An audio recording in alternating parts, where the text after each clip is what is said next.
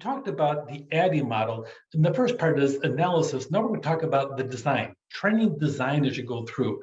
You want to sit down and here's the concept you want to teach, and you're looking big picture and current picture as you go through. So you're looking strategically, which means 3 years and out as to where you want this employee to be then, but you're also looking as to what should they be knowing for their job to be successful tomorrow or next week or next month as you go through. So it's going to be big picture, but also it's going to be practical and hands-on as you go through. What's the design supposed to be about? Improving customer service, improving employee engagement as you go through. Here's an example of customer service. If you want to improve customer service, ensure the employees have product and service knowledge. Make certain they can understand, and somebody could ask them a question about, hey, what about this? And they can spout off information about them to make certain that the person that's asking the question can really have a clear idea as to what they're doing. They can ensure also that employees have skills to interact with customers. An angry customer, what do you say to an angry customer as you go through? And ensure that employees understand their roles and how much decision-making authority as you go through.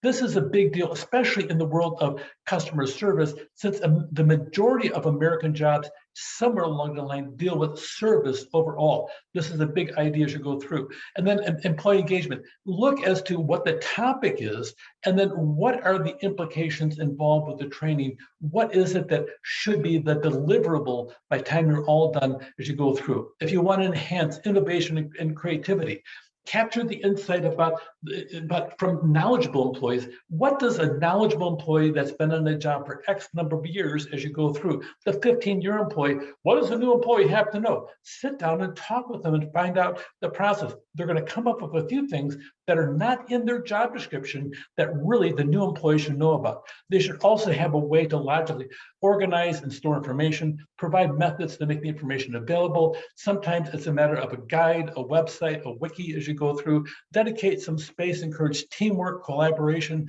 and you can't always do things on the computer. Sometimes group learning is so much better because people can bounce ideas off somebody else besides the instructor or the trainer as you go through.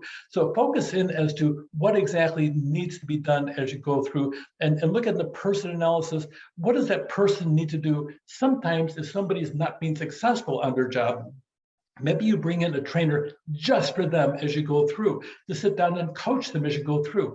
It's a lot easier to coach somebody that's already there to be successful than hiring somebody, because really the data shows that every time you have to replace somebody, you're going to pay about 6 months' salary trying to catch up a new person to where that person may have been in the process. So it's cheaper, but also it's a known quantity as you go through in the process. So look at the characteristics of the person, look at the task, what's involved with it.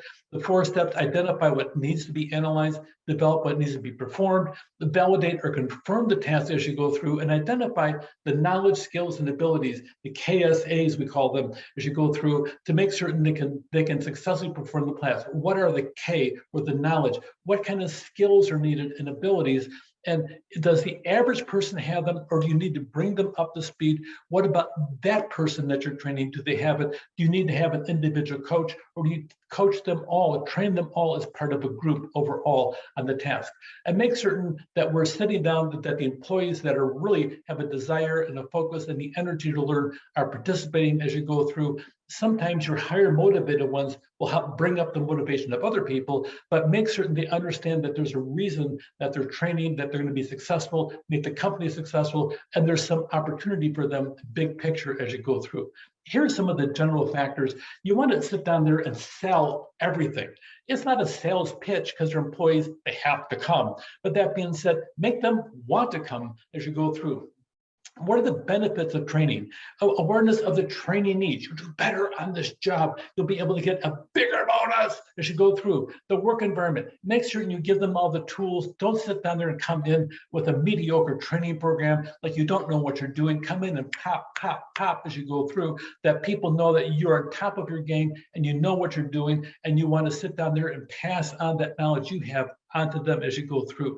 Make certain that they have some of the very basic abilities, because sometimes they'll roll in, they may not have some of those abilities, and you may have to have some individual coaching or training prior to the bigger picture training as you go through. Have a goal in the process, make certain there's a lot of conscientiousness, start on time as you go through, sit down there and take appropriate breaks, make certain they know what's going on as you go through, and then create a learning environment as you go through. A lot of times, micro learning, give a chunk of knowledge here and a chunk of knowledge there, and then go back and review it.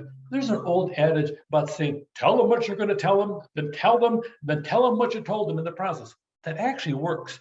The phrase that I use is remember, forget it, remember, forget it, remember, you got it. A lot of times learning is in chunks as you go through, and just the first time through, you're only going to have people catching 20 to 30% of what was said the first time. The second time they hear, you're 40 to 6%, and the third time you sit down, start tipping the scale over 80% of what the retention is. That means a whole bit of micro learning or learning in chunks really helps an awful lot. So some of the conditions, they need to know what they should learn, and tell them that in the process. Create meaningful training content that's applicable, opportunities for practice, what they learned as you go through, because people have multiple ways of learning. I learn best by hearing as you go through. Some people learn best by seeing the process, and some people learn best by doing or tactile learning as you go through. So tactile learning, seeing and listening, those are the three main bases that we learn as you go through. And then you want to be able to transfer learning from the trainer to the people as you go through, and also having people around them that are catching it, and sometimes having another peer paraphrase what was said, really sits down there and can engage somebody else as you go through, because of the fact that they're listening to the same statement said differently. And sometimes that's what it takes to get somebody to get it in the process as you go through. You want to transfer the training, make certain you have lots of technical support, make certain the managers are on board to support what the goal of the training is. Really, the managers should help you design the training as you go through, make certain the peers support it, make certain the aspect of training that everybody is on board for exactly what you're doing. Training design, the analysis of the person in the task, readiness as you go through, and motivation, create a learning environment so that the training sticks in the process, and then ensure the training transfers into the person's head, into the person's performance as they go through. Take care.